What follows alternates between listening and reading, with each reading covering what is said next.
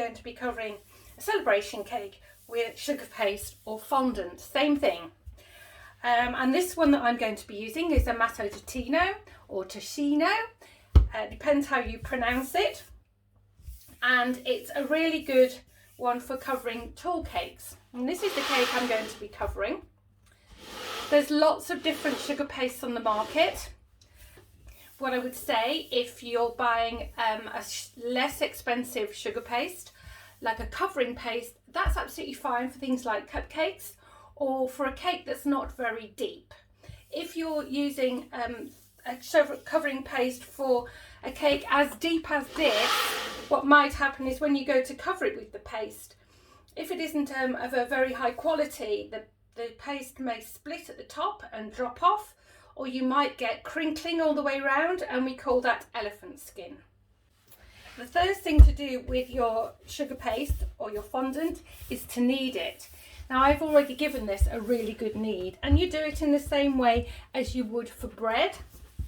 It can be quite tough when you take it out of the packet. If it's really quite solid, I would suggest that maybe you put it in the microwave for a short time. So break it up into pieces and pop it in the microwave for say 10 seconds at a time. Don't cook it though. So you just want it to be soft enough so that you can do this with it and start to knead it. And the more you knead it, the more pliable it will become, and it helps with the elasticity of the sugar paste. So don't think when you open the packet you just roll it out. You really need to give it a good knead. So we've kneaded our sugar paste, and the next thing we need to do before we roll it out is to just measure the size of our cake. So we go up the side, along the top and down the other side. I'll just get out my tape measure. This is obviously one I just used for my cakes, and I will measure down here. So that comes to nearly 46 centimetres. So before we roll out the fondant, we need to put something on this cake to make the fondant stick once we've popped it on the top of there. So you could use water, I've used that in the past, or you can use something called Trex. It's a vegetable shortening. You find it in the supermarket amongst the butter and the lard and the margarine. And it's just a vegetable fat, and it's white like this. And all I do is I put some on my hands, rub it around, and then I literally rub it down the side of my cake.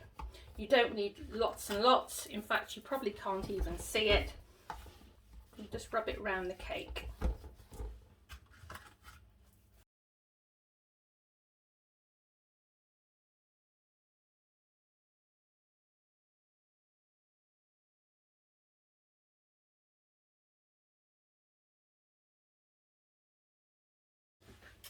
I've got a little container here that I use for my corn flour. So I use corn flour to roll out my sugar paste. And this is how I do it. Plenty down to start off with.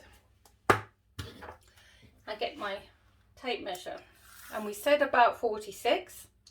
So what I will do is I'll put a mark in my corn flour at 46 each side, and then top to bottom. So that's at the top, and there's 46 at the bottom. So we are looking for a circle approximately that size. I'm going to roll out the fondant. I've got my rolling pin. I've put a little bit of corn flour on this already, and I use these spacers, and this one is a 5mm, and it just helps me to roll to the right thickness for the sugar paste. If you don't have these, you can actually buy some bands that fit on the end of the rolling pin, and it does exactly the same thing. So we just roll and turn and roll and turn until we get the right thickness and the right size.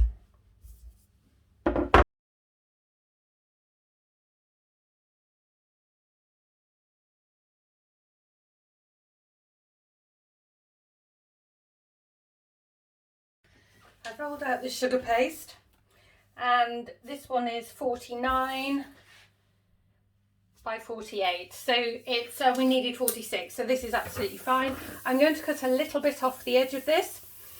We don't need it too big. I'm going to pick the sugar paste up and pop it on the top of the cake.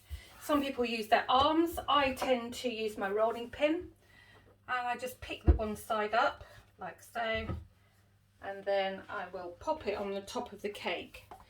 So I popped it on the top of the cake, and it just about fits all the way around. There's a little bit of an overlap here.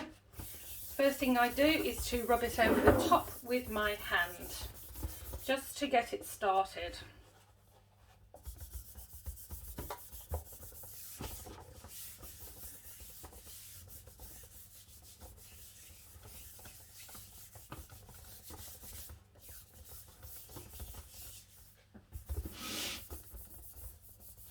So this is how we put the covering paste on there, is we gently ease it round, and I'm going to call this the skirt.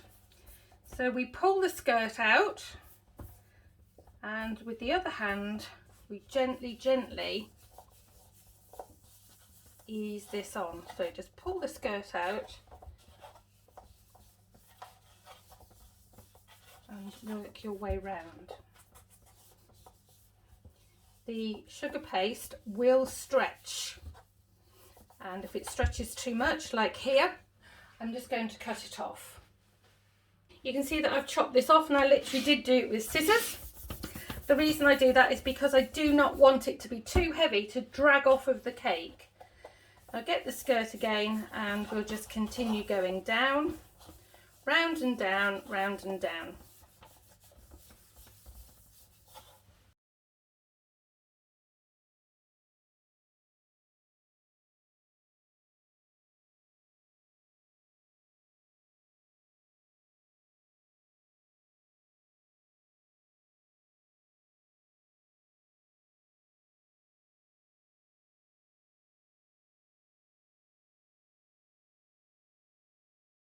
So I've basically covered the cake now.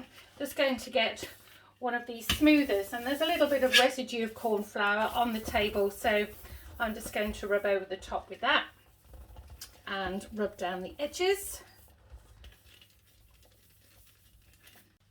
Quite nice and smooth now, and we need to cut off the bottom.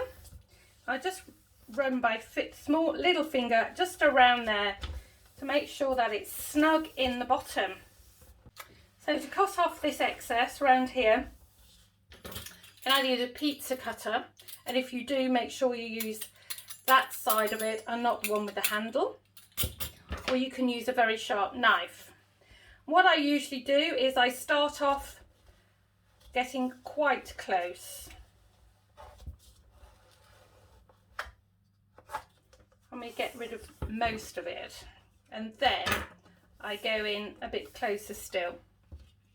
So what you can do is you can use the square end of your smoother. So you get the square end in there and just rub it round, because that makes it get quite close into the bottom edge of the cake board. Remember, this is sitting on a cake board. So I've just gone all the way around the outside with that, and you can get your knife, and at an angle you can cut the excess off.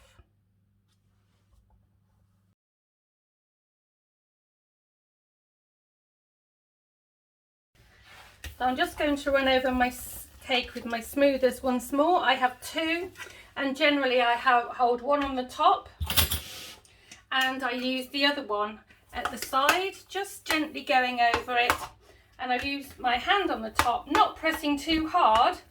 It's just really to stabilize it. And this is the motion, just round and round, and we're just basically smoothing everything. We get a nice even finish on our cake, and that's our cake ready to be decorated.